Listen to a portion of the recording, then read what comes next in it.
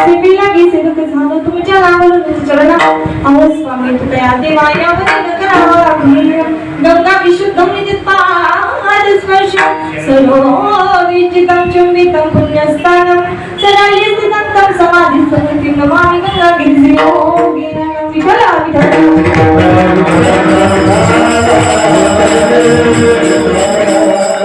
उसावे से ही जीवाटी जे भेटी तयासे उसावे से ही जीवाटी जे भेटी तयासे देव कृपा करील मग काय लाज राखी अवघियांचा विसर झाला हा राहिला उद्योग तुका हे चिंता वाटे कोण भेटे सांगितलं उसावे से ही जीवाटी जे भेटे तयासे देव कृपा करील मग काय लाज राखील प्रसन्न आपली प्राप्ती कीर्तन रूपी सेवे करता निवडलेला अभंग विश्ववंदनीय संत सम्राट महाराष्ट्रभूषण जगद्गुरु श्रीमंत श्री तुकोबराय यांचा उत्कृष्ट असा अतिशय गोड आणि मोक्ष या वर्गाचं वर्णन करून सांगणारा अभंग आजच्या आपल्या या चौथ्या दिवशीच्या कीर्तन रूपी सेवेकरता निवडला विठ्ठला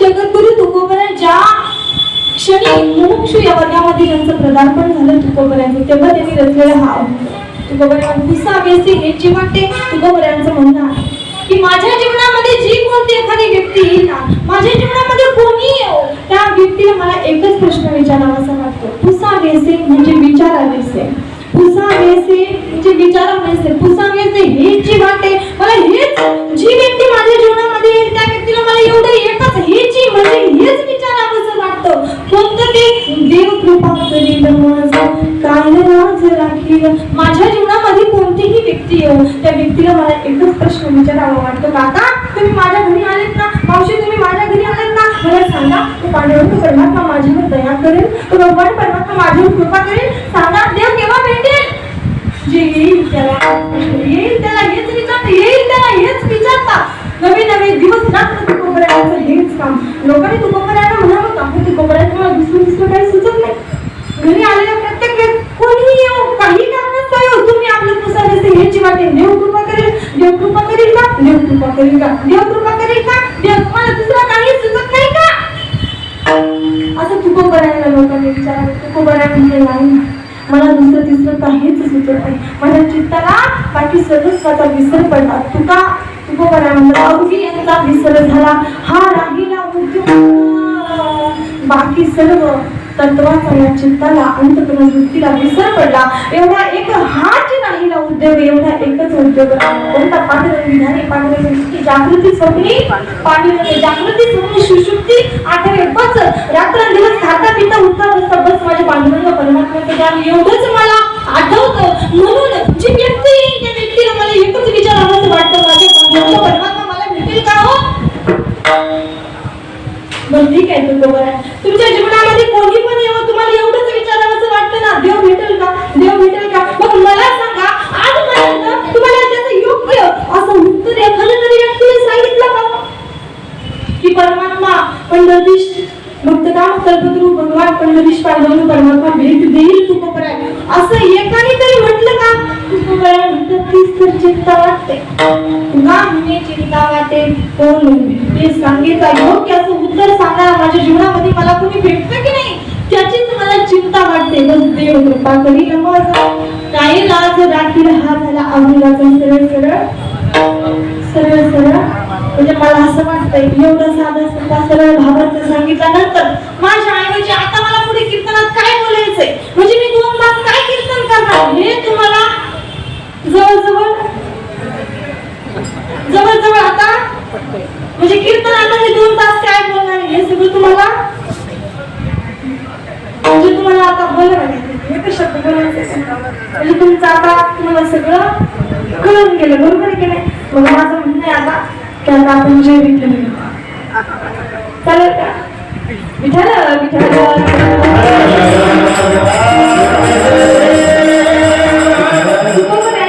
या वर्गाचं वर्णन खऱ्या अर्थाने अभंगातून केलेलं आहे सेवेला प्रारंभ करण्यापूर्वी भक्तांचा आद्य कर्तव्य ते म्हणजे असं त्याचा तो अल्पसा हा या ठिकाणी आपल्या नाशिकमध्ये चालू असलेला हा अखंड हरिनाम सप्ताह त्या सप्ताहामध्ये आदरणीय चौथ्या दिवशीची कीर्तन सेवा सर्व कमिटी मंडळाच्या माध्यमातून माझ्यापर्यंत आणि म्हणून सर्वांना मनापर्यंत धन्यवाद.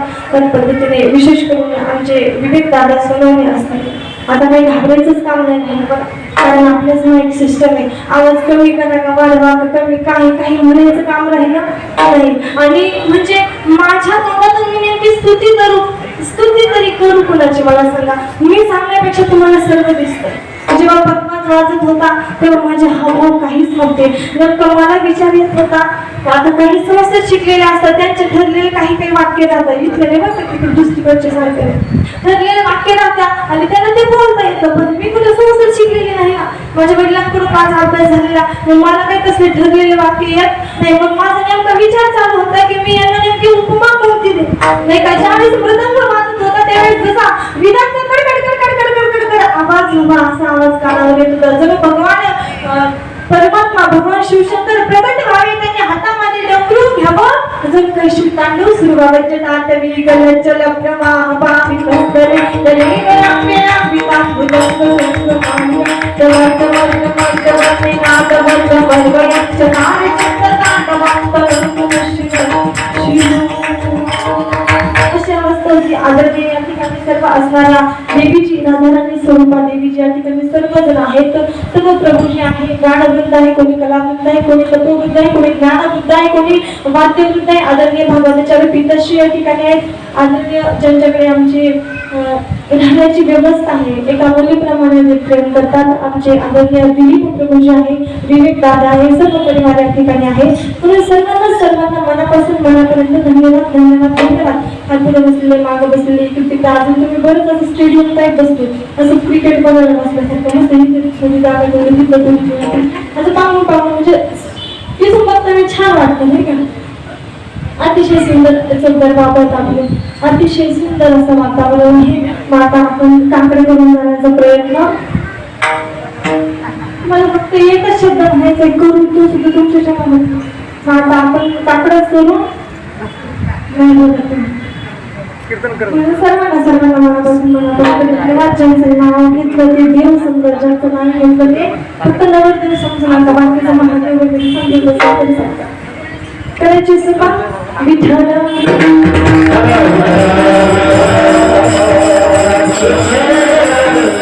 सेवेकरता निवडलेला अभंग माझ्या जगद्गुरु श्री संत तुकोबा यांचा आहे. या अभंगातून तुकोबा सांगतात स्वतःच्या चित्राला अवस्था जी प्राप्त झाली त्या अवस्थेचं वर्णन करतात. पुसा बेसी हे चिमाटे तुकोबा त्यांच्या जीवनामध्ये जी व्यक्ती येईल ना त्या व्यक्तीला त्यांना एकच प्रश्न विचारावाचा माध्यम देतात, कोणता भगवान परमात्मा कृपा करील का. ही अवस्था जीवनामध्ये प्राप्त होण्याकरता खूप अट्टहास घ्यावा लागतो. भगवान परमात्म्याचं तेवढं नामचिंतन नामस्मरण करावं लागतं. तशी अवस्था अशी चित्ताला आपल्या हृदयाला प्राप्त होत नाही. सहज कोणी परमात्म्याचा पत्ता विचारू शकत नाही. जसं तुकोबा विचारतात त्याला मुमुक्षु मध्ये जावं लागतं. आपण मुमुक्षु मध्ये नाही. आपल्याला वाटतं का परमात्मा केव्हा भेटेल, परमात्मा केव्हा भेटेल, देव केव्हा भेटेल असं आपल्याला वाटतं का.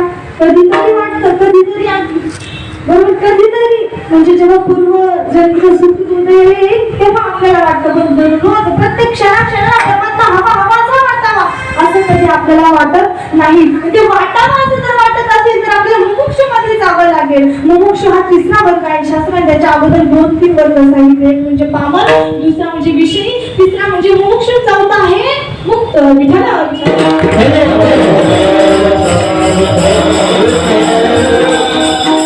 मुमुक्षु वर्गापर्यंत जाण्याच्या अगोदर पामर कशाला म्हणायचं, विषयी कशाला म्हणायचं हे तर समजलं तर मुमुक्षु सहज करायला सोपं.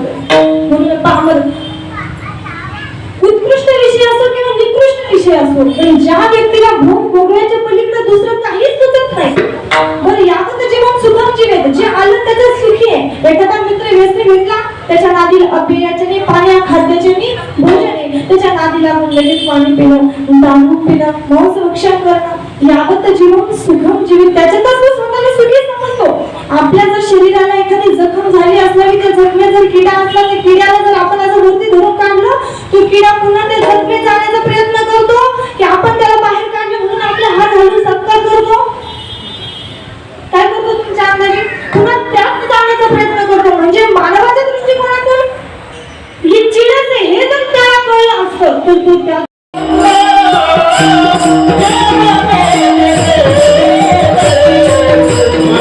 Thank you.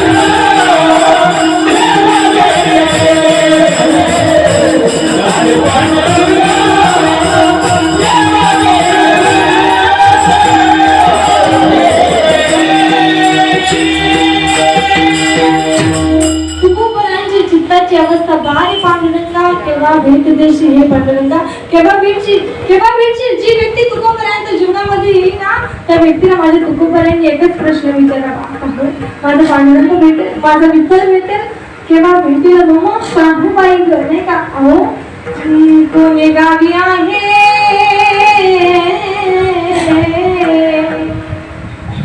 कोणी गावी आहे सांगा हा विठ्ठल, सांगा हा विठ्ठल, जरी तुम्हासे तुम्हाला कोणाला जर माझा विठ्ठल कुठे आहे, माझा पांडुरंग कुठे आहे असं जर माहित असेल तर कृपा करून मला सांगा. हो भगवान परमात्मा कुठे आहे, त्याचा पत्ता कुठे भेटेल मला सांगा. हिसाबेचे हेच जे वाटे एवढंच एक तुकोबरायांना येईल त्या व्यक्तीला एवढंच विचारावं वाटत होतं, माझं पांडुरंग परमात्मा मला भेटेल का, मला भेटेल का. खऱ्या अर्थाने अशी प्रत्येकाची चित्ताची अवस्था झाली पाहिजे बरं, तर तो नामधारक तुकोबरायांची चित्ताची अशी अवस्था होत होती. बस पांडुरंग परमात्मा विठ्ठल ते मला प्रपंचापासून युग म्हणते म्हणे, बस दुसरं काहीच नको. प्रपंच नाथ हवे किंवा पांडुरंग धने पांडुरंग म्हणे, जागृती स्वप्ने पांडुरंग.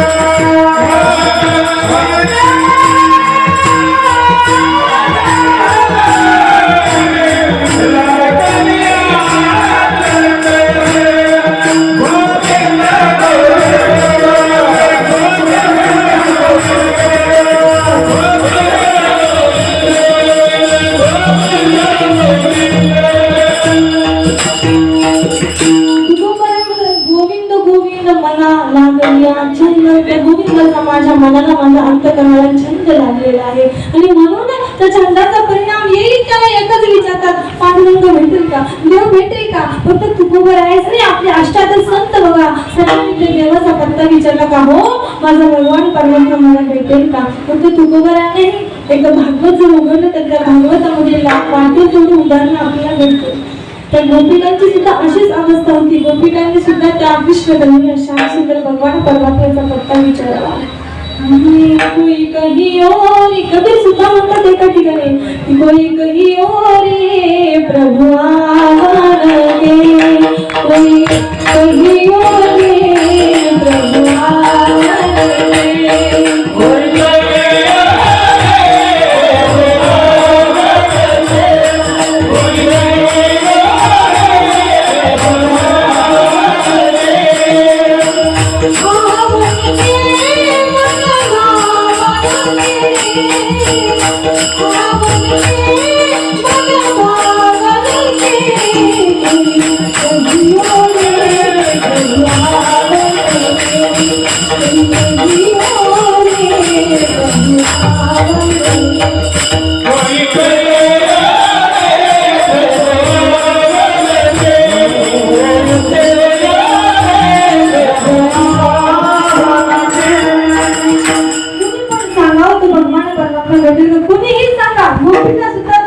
भगवान परमात्म्याचं त्याला पत्र पाठवतात. भगवान परमात्मा केव्हा एकदा येईल, केव्हा भेट देईल अशी त्यांची चित्ताची अवस्था. यशोदा राणी सुद्धा म्हणते, माझा भगवान परमात्मा कोणी बघितला, माझा पांडुरंग बघितला, माझा कृष्ण बघितला का, माझा कृष्ण देखिला का,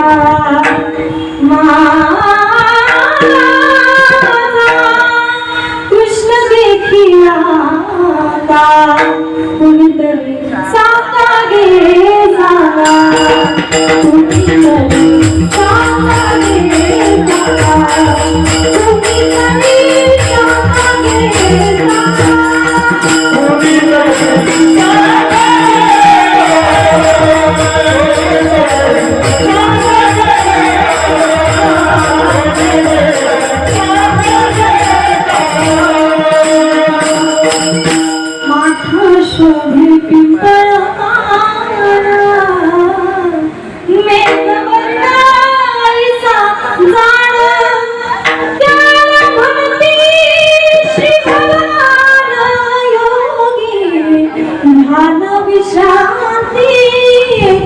तरी सांगा गे सांगा. माझा कृष्ण तुला सांगा, माझा भगवान बघितला का? गोपिकाही तेच म्हणतात, यशोधराने तेच म्हणतात, तुकोबराने तेच म्हणतात. माऊली माऊली म्हणते राहू एका कावळ्याला विचारलं, पहिला तोगे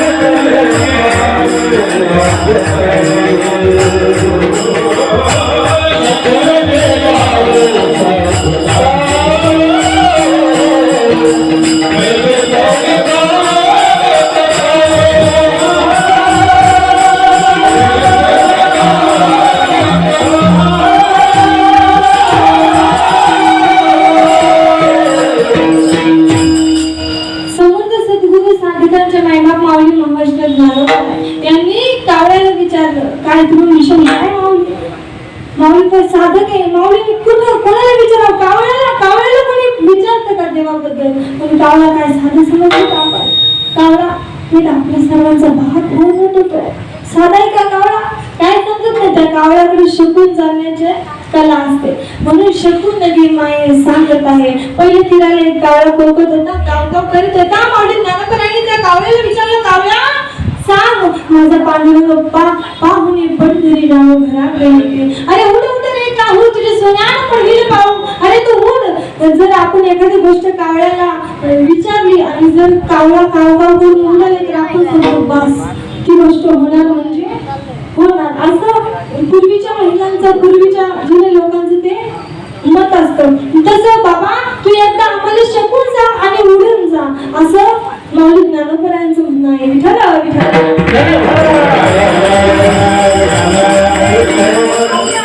संतांनी त्या भगवान परमात्म्याचा पत्ता विचारलाय. कुठे आहे कुठे आहे भगवान परमात्मा? केव्हा भेटेल केव्हा भेटेल मला सांगा. तुम्ही सांगा या गोविंदाची शुद्धी ओ मागा हिलाल मला मागाली कोणी आली भक्ती भावाला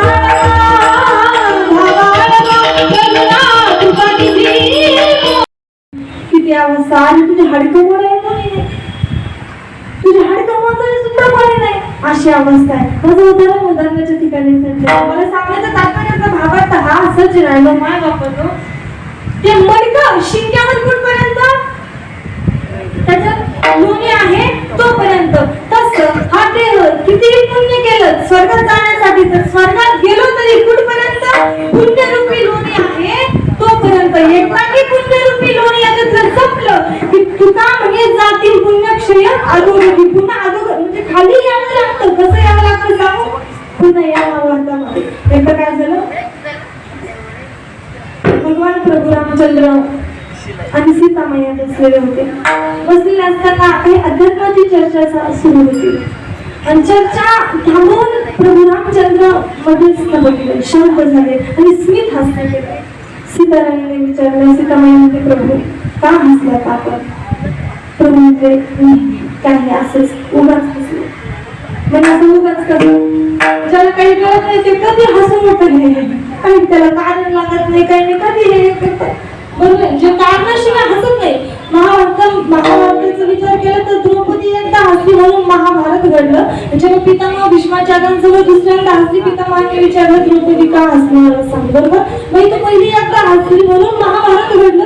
हसणं साधी गोष्ट नाही. तसे प्रभू तुम्ही जगन्नियंते परमात्मा आहात, मला सांगा तुम्ही का हसलात? तुमच्या हसण्याचं कारण काय आहे? भगवान प्रभू रामचंद्रांनी उत्तर दिलं, सीते मी का हसले सांगू? म्हणे का हसतात प्रभू? आपल्या जर तुझ्या नजरेच्या समोर बघितलं तर काही कीटक होते, मुंगी होती, मुंगे होते.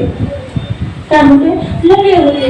आणि ते मुंगे, त्याच्यातला एक जो मुंगा आहे ना, ते दुसऱ्या मुंग्याच्या पाठीवर बसलेला होता. दुसऱ्या मुंग्याच्या पाठीवर बसलेला होता. तिथे ते बघ, त्या मुंग्याकडे बघून मला हसू आलं. सीताराणी म्हटले, मग त्याच्याकडे बघून हसला तर काय काम, काय विशेष आहे? म्हणजे विशेष म्हणजे आधी तू ओळखलं नाही, त्याला मी ओळखलं. तो कोण आहे माहिती? जो वरती बसलेला मुंगा आहे ना, तो एकेकाळचा इंद्र आहे. तो कोण आहे? एकेकाळचा इंद्र आहे. आणि त्याला आता इंद्र राजा देवतांचा एखाद्या पदावर जर एखादा मनुष्य असला आणि त्याला जर कोणाची घरी बोलवलं, त्याला खाली बसू वाटत नाही, त्याला खुर्चीवरच बसू वाटतं. खाली त्याला नुसतं गुदगुलं होतात, बरोबर? कारण ते पदावर असतात. कसं राजा इंद्र हा देवतांचा राजा आहे आणि त्याला पदा म्हणजे खुर्चीवर बसण्याची सवय होती. तो कधी खाली नाहीच ना. हा इंद्र, त्याचं पुण्य संपलं आणि पुण्य संपल्यामुळे त्याला जेव्हा मृत्यू लोकामध्ये जन्माला यावं लागलं, तेव्हा मुंगळा व्हावं लागलं. तसं कर्म होतं, त्या कर्माबंधाला तू बोलतो त्याला मुंगळा व्हावं लागलं. याला म्हणतात तुका म्हणे जाती.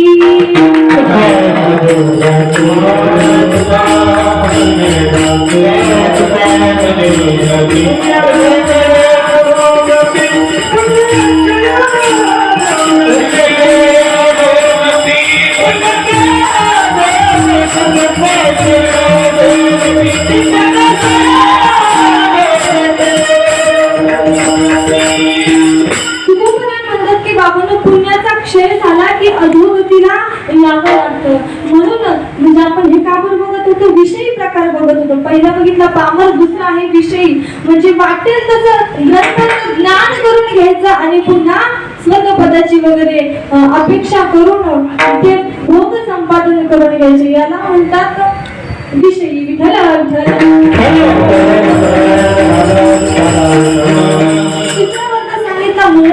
ज्या मुमुक्षूमध्ये तुकोबराय म्हणतात की दुसरं आपल्याला दुसरं तिसरं काहीच नको, फक्त परमात्मा हवा असं वाटतो, दुसरं काहीच नको. हे भगवंता बस तू आम्हाला पाहिजे. आणि या मुमुक्षूमध्ये जेव्हा तुकोबरायांनी पदार्पण केलं, तेव्हा तुकोबरायाने हा अभंग रचला. जेव्हा तुकोबराय म्हणतात, देवा मी तुझी भक्ती करतो आहे, मला काही प्राप्त व्हावं अशीही इच्छा नाहीये, मला पाहिजे तसंही जीवन नकोय, पण मला फक्त इतकंच वाटतं की अखंड तुझं नामस्मरण करावं, अखंड तुझं चिंतन करावं. बस तुकोबरायाने विना घ्यावा, चिपळी घ्यावा, अखंड भगवान परमात्म्याचं स्मरण करावं. पांडुरंग हरी जय जय वासुदेव हरी, पांडुरंग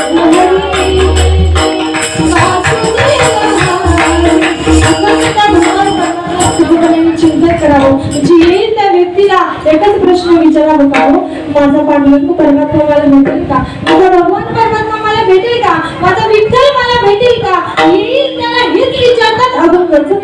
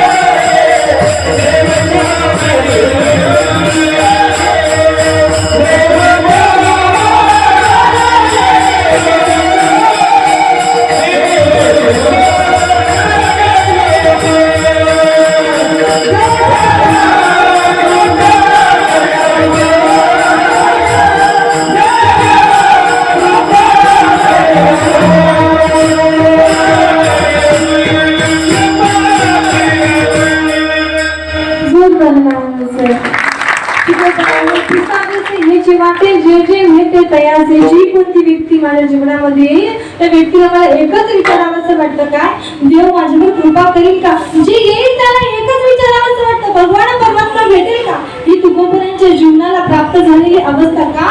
कारण पावनातून विषयामध्ये गेले, विषयामधून मुमुक्षमध्ये गेले. आता मुमुक्षमध्ये दुसरं तिसरं काही नको. वैराग्याचा काकू पिटी विवेकाचा सोस तुटे नको. आता सहज भेटे आपल्याची नाही का? जे तो प्रवृत्ती पांगळ झाली, तर्काची तिथे गेली, इंद्रिय विसरली, विषय समोर. अशी अवस्था तुकोबरांच्या चित्ताला प्राप्त झाली. म्हणून आता दुसरं काहीच वाटत नव्हतं, दुसरं काहीच अवस्था चित्तामध्ये शेष राहिली नव्हती. फक्त भगवान परमात्मा हवा हवासा वाटत होता.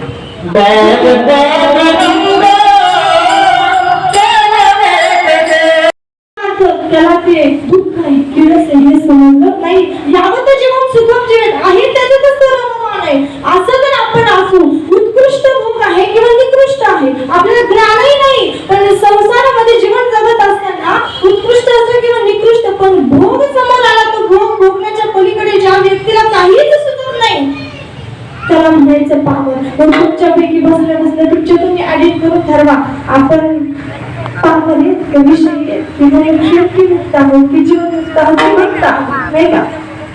लक्षणं प्रमाणात वस्तुस्थिती लक्षणाने वस्तूची शुद्धी होते. म्हणजे यापैकी कोणते गुण तुमच्यात आहे, म्हणजे तुम्ही कोणत्या वर्गात पहिलीत आहे की दुसरीत आहे की तिसरीत आहे की चौथीत आहे, तुमची तुम्हाला समजेल. विठाला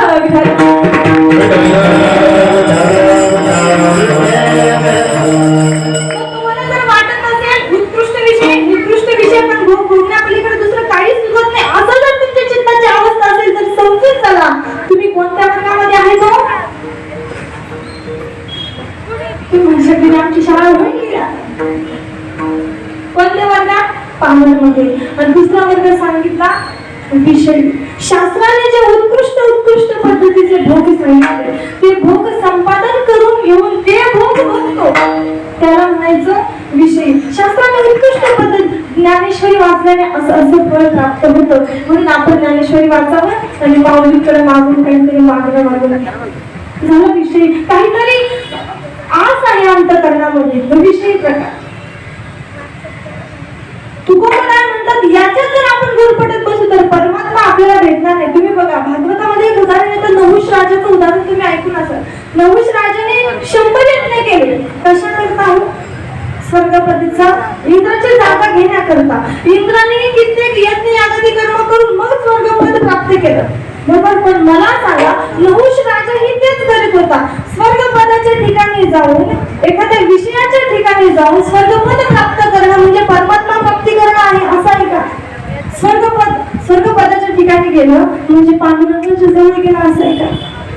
तुकोबा काय म्हणतात, बाबा जेव्हा सहज आता एखाद्या आजी वगैरे असते, आजीला विचारलं, आजी तुम्ही काकडा हरिपाठ भजन नाम कीर्तन हे कशा करतात? आजी म्हणजे दोनच रस्ते आहेत, एक स्वर्गाचा आणि एक नरकाचा. स्वर्गात जाण्याकरता आम्ही परमार्थ करतो. पण मला सांगायचं जगाला माय बापून स्वर्गात गेलं म्हणजे परमात्मा भेटला, असं आहे का? आणि तुकोबरायांची वर्णन करतात, ज्याला तुम्ही स्वर्ग स्वर्ग सर्वस्व समजून बसले ना, ती तर आमची पाय ठेवण्याची जागा आहे. आम्ही तिथं पाय ठेवून मग वरती जातो. तू कामने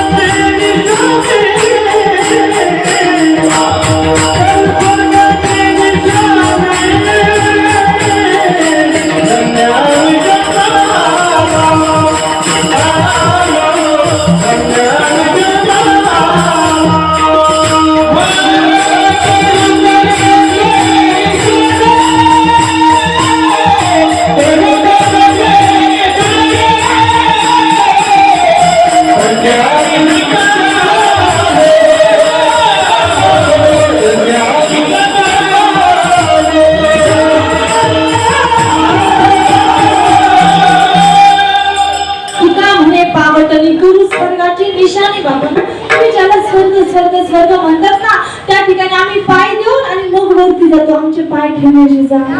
म्हणून स्वर्गात गेलं परमात्म्याला प्राप्त केलं असं नाही. स्वर्गात बरं ठीक आहे, तुम्ही पुण्य प्राप्त करून स्वर्ग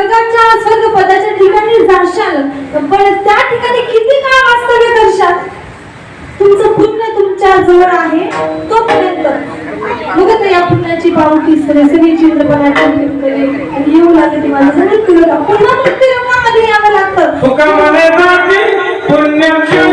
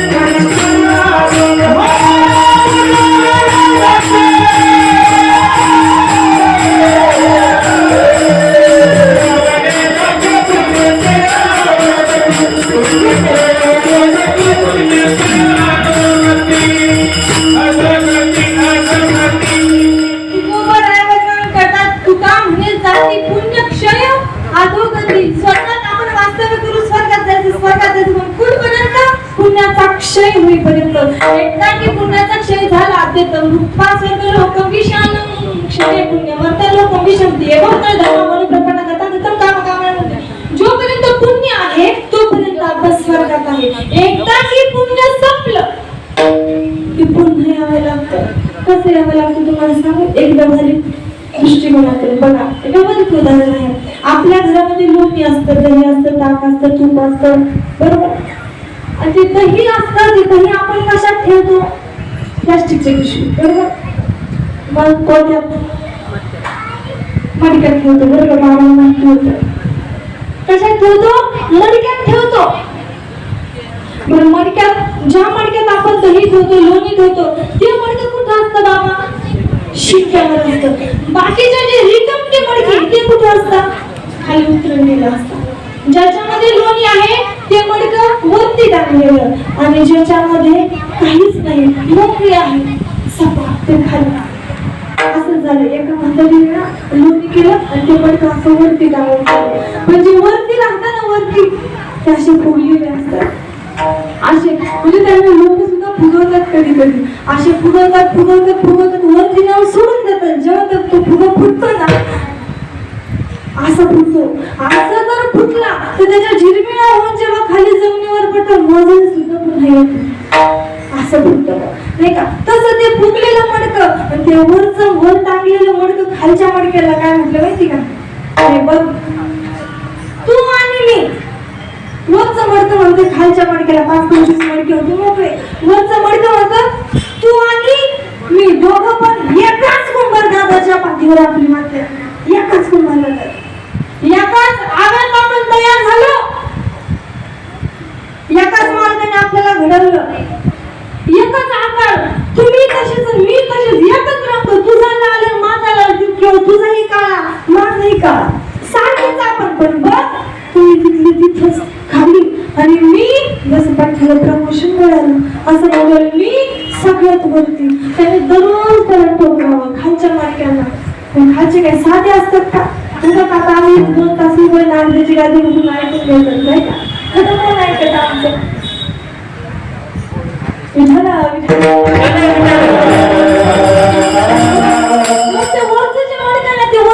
खालच्या मार्गाने काय तुम्ही एकाच मार्गाने घडवलं असं केलं तसं केलं. तुम्ही तिथं मी येतो, तुम्ही तिथं मी येतो. दररोज खालच्या मडक्यामध्ये थोडा थांब उन्हाळा येऊ दे. आता उन्हाळा येऊ दे. एकदा उन्हाळा आला काही म्हशी आटल्या. दूध नसलं, तूप नसलं, लोणी नसलं, काहीच जेव्हा नसलं तुझ्यात लोणी सुद्धा नसणार म्हणतात तुला कशाला वर ठेवी. आता सगळीकडं पाईपलाईन कॅनल वगैरे सगळी व्यवस्था म्हणून आता हिरवा चारा उन्हाळ्यातही भेटतो. पण पूर्वीची तशी अवस्था नव्हती म्हणून पूर्वीचं उदाहरण आहे असं समजूया थोड्या वेळेपर्यंत नाही का? खालच्या मडक्यामध्ये थोडं थांब. एक उन्हाळा येऊ दे. आणि खरंच उन्हाळा आला. म्हातारी विचार करीत होती काय एवढं लोणी आज थोडं कमी झालं आता लगेच कमी झालं. कमी करता लोणीच नाही. आता रिकामच्या मडक्यात ती म्हातारी वर ठेवील तरी कशाला ठेवील का? नाही. म्हातारीने खुर्ची घेतली. मडकं काढायला गेली. आता ही होती म्हातारी आणि ते लोण्याचं मडकं आता ते तुपासारखं चाललं ते म्हणजे विसरण्याच्याच याचंच होतं ते सटकत होतं. म्हातारी त्याच्या ही पण म्हातारीच होती. त्या खुर्चीवर चढली, ते मडकं असं घेतलं, हातात घेताच ते असं खाली पडलं.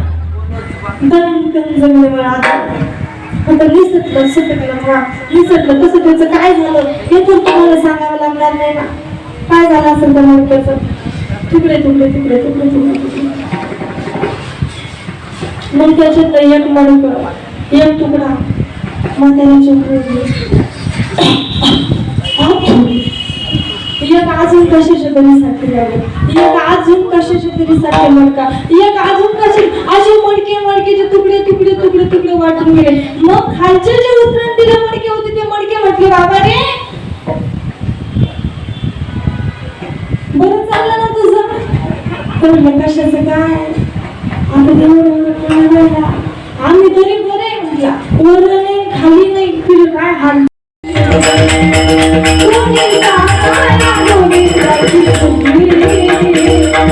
कुणी सांगा या गोविंदाची शुद्धी म्हणजे पत्ता, कुणीही सांगा, पण सांगा मला माझा पांडुरंग परमात्मा भेटेल की नाही?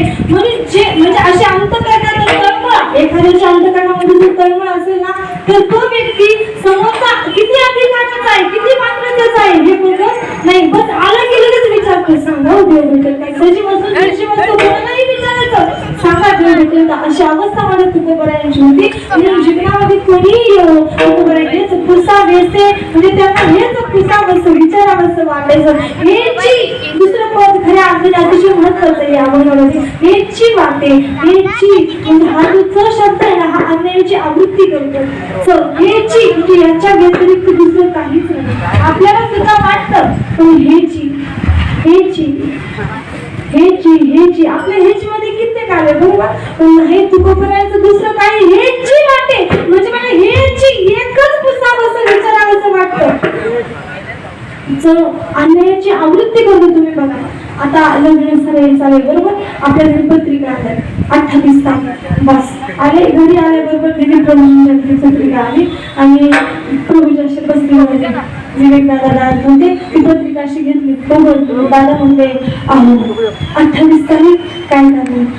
28 तारखेच्या 28 पत्रिका आता आत्ता पडलेल्या काय करणार? कुणाच्या लग्नाला येणार शेवटी? कुणाच्या लग्नाला येणार? माझ्या मित्राच्या लग्नाला मला जायचंय, मित्राच्या लग्नाला मी जाईल, मग घरी कोणी राहील तर बघू, मग मी पप्पाला पाठवेल, पप्पा नाही आले तर मग मम्मीला पाठवेल, मम्मी नाही आले तर मग बहिणीला पाठवेल, बहीण नाही आली तर मग मामाला पाठवेल, मामा जर नाही आले तर माझी मोठी बहीण घरी आली तर मोठी बहिणीला पाठवेल, तर जर नाही आले तर मग काकीला पाठवेल, काकाला पाठवेल, मामाला पाठवेल, मामाला पाठवेल, दादाला पाठवेल, अशी अख्खी चिठ्ठी लागली या दिसला. मग ते पाहुणे म्हटले आपल्या पहिल्या पोरीचं लग्न आहे, मुलगी तर एकच आहे बरं, आपल्या एकोणत्या पोरीचं लग्न आहे, तुम्ही माझे जवळचे मित्र, तुम्ही बाकीचं मला कारण सांगू नका म्हणून सगळ्यांची यादी घेतली का? काकाला पाठवू नका, मामाला पाठवू नका, बाबाला पाठवू नका, बाजूला पाठवू नका, एवढी यादी घेतली का? नाही ते म्हणतात नाही, अजिबात नाही, तुम्हीच पाहिजे. बाकीचे म्हणजे ते जेव्हा म्हणते तुम्हीच पाहिजे, बाकीची यादी काय होती की नाही? म्हणजे याच्याने अन्यायाची आवृत्ती होते. हेच असं आहे ना, तसं हेची वाटे तुकोबरा म्हणतात की पुसावेस हेची वाटे म्हणजे याच्या व्यतिरिक्त दुसरं काहीच वाटत नाही. आपल्याला हेची करू वाटतं, काकडा घेऊ वाटतं, हरिपाठ करू वाटतं, कीर्तनाला येऊ वाटतं, हेची वाटतं, पण दुसरं पण वाटतं नाही का? तसं तुकोबऱ्यांचं पुसावेसे हेची वाटे जे जे भेटे तयाची काय पुसावंसं काय विचारावंसं वाटतं अभंगाचं ते त्याच्यात.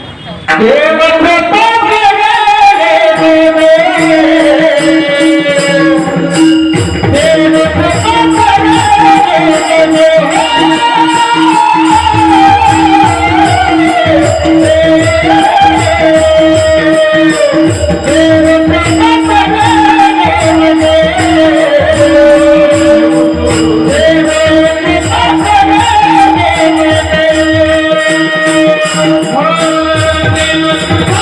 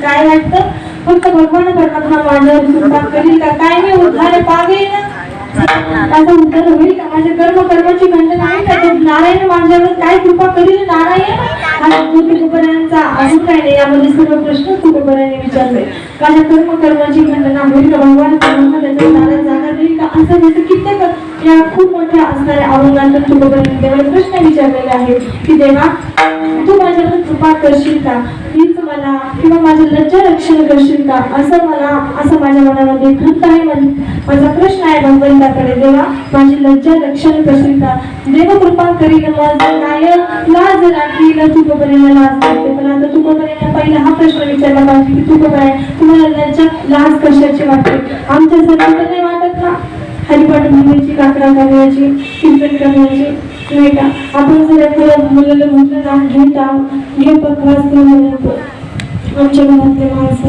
म्हणजे आमच्या घरातले माणसं हरिपाठ म्हणून देत नाही अशी त्यांची अवस्था असते तर अशी लाज वाटते का किंवा परिस्थिती गरिबी आहे म्हणून लाज वाटते का नाही मला कशाची लाज वाटते तुकोबराय म्हणतात लाज वाटते मला तुझा बनविता दास देवा अरे मी तुझा दास नसताना हे समाजाचे घटक मला तुझे दास म्हणतात माझं दासत्व कधीपर्यंत जाईल की नाही म्हणून मला लज्जा वाटते लाज वाटते म्हणून बाकीची गोष्टी लाज वाटत नाही माझी लज्जा रक्षण करशील का दुसऱ्या जगामध्ये मला सांगतात लोक आले तुकोबराय म्हटलं का तुकोबराय येऊन जर देव कृपा करेल का माझी लज्जा रक्षण करेल का देव कृपा करेल का देव कृपा करेल का देव कृपा करेल का याच्या व्यतिरिक्त तुम्हाला दुसरं तिसरं काही सुचतं की नाही कधी कधी असं विचारायचं मी 6 लावून तर 6 लावून लागलं तर काय होईल नाही का कधी कधी मुलीच्या लग्नाला किती खर्च येईल ते विचारलं जावं मुलाच्या लग्नाला किती खर्च येईल ते विचारलं जावं विहिरीला इथं पाणी लागल तर ते विचारले जावं बंगला कसा बांधू ते विचारले जावा वावरत आपल्या शेतात काय करू ते विचारत जावा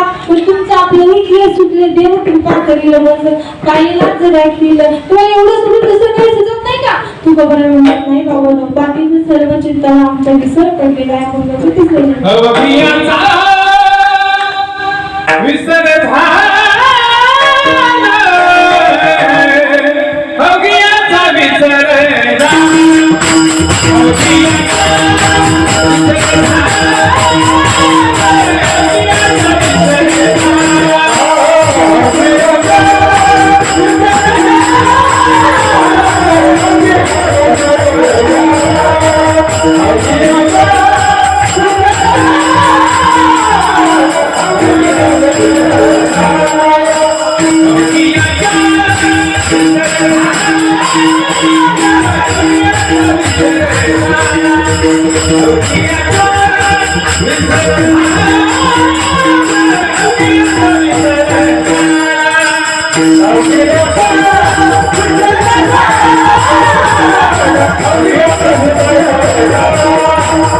Yeah.